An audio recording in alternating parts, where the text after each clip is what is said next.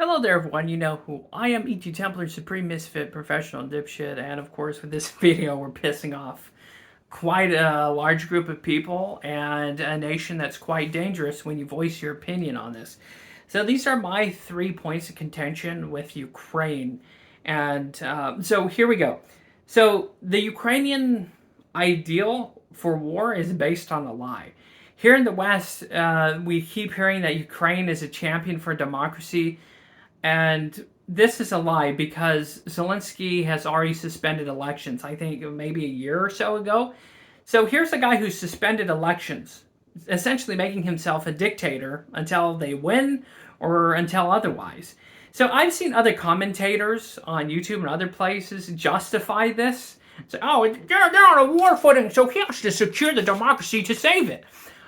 Okay, you know who else did that? Huh? The little short mustache Austrian painter did that too. Oh, we gotta save democracy. So that's a fucking lie. The West says there's freedom of speech and freedom of press in Ukraine.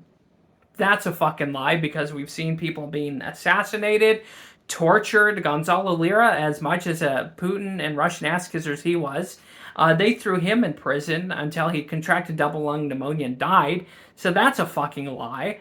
So people who dissent, like if I was a Ukrainian saying this shit, you can damn well bet I'd be tortured and fucking killed. But I'm an American citizen, and not only that, Ukraine in the past has put commentators and other people who have commented on this, journalists, on kill lists by the Ukrainian government. So yeah, that's a fucking lie.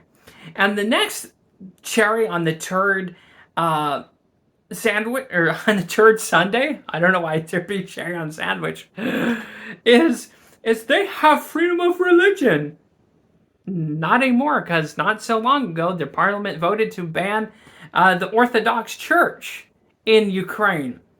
So a country that is supposed to be representing democratic or Western ideals isn't representing those. So that's why this first section is because based on lies, and that's what it is. I hate to say it, that's my main point of contention with Ukraine. It says it's democratic, it says it's Western, but in all seriousness, it doesn't follow any of it. And part 2 is corruption. And this is just what I know, what I've researched. Zelensky bought a $20 million home in the United Kingdom. It's King Charles III's old house. So that's Vacation Home 1. Vacation Home 2 is in Miami somewhere, Florida. So both these houses cost $20 million separately. So that's $40 million that we need more money to defeat the Russians. So he spent $40 million, Zelensky has, on 2 vacation homes. And his wife bought a $4.5 million Bugatti. So you kind of see where in the second part about corruption is, it's if he actually gave a shit, he wouldn't be buying vacation homes and luxury sports cars. He'd be funneling that directly to his military so they could defeat the Russians, where they could buy supplies, medical, the armored vehicles, ammo, literally whatever, Kevlar body armor, or whatever he needs and his soldiers need. And not only that, people in Monaco have been seeing yachts and luxury sports cars with Ukrainian plates.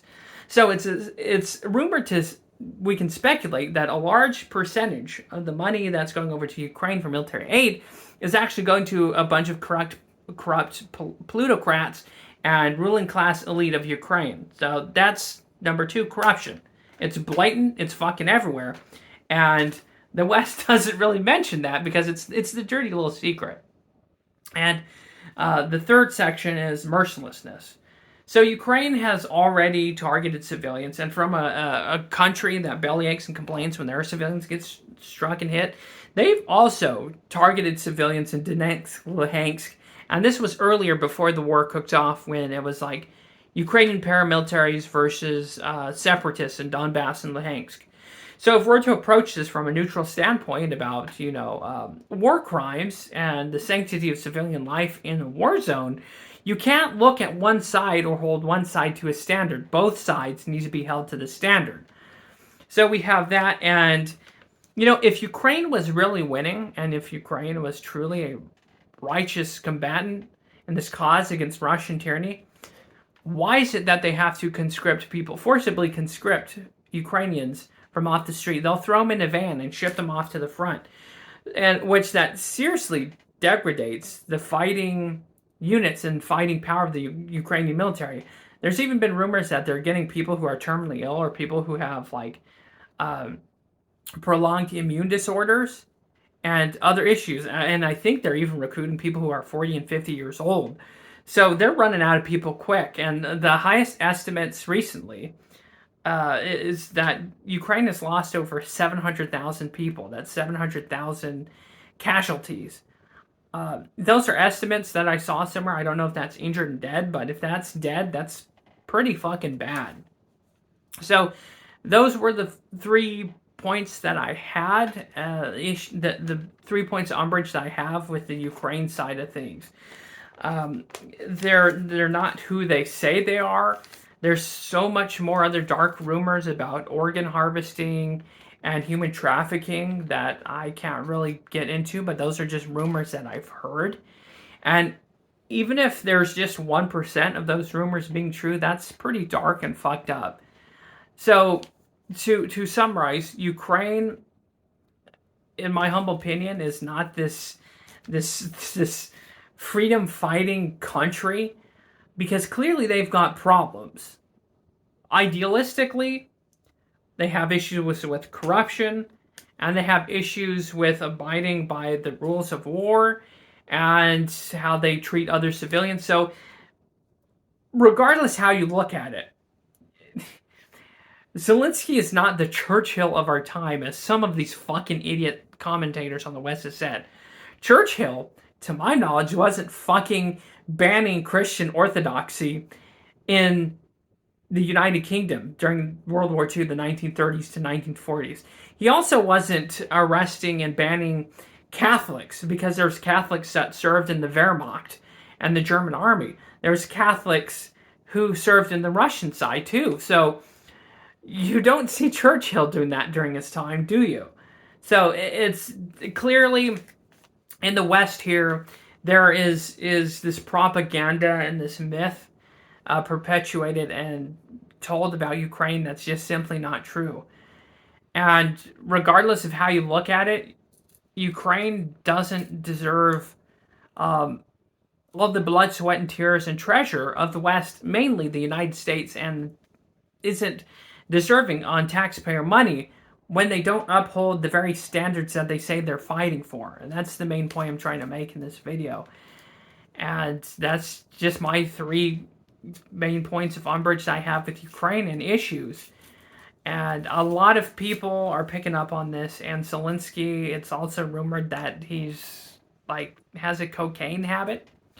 But then again, that could be all propaganda bullshit too. So, but it's not adding up. The moral mathematics, in my opinion, is not adding up for Ukraine.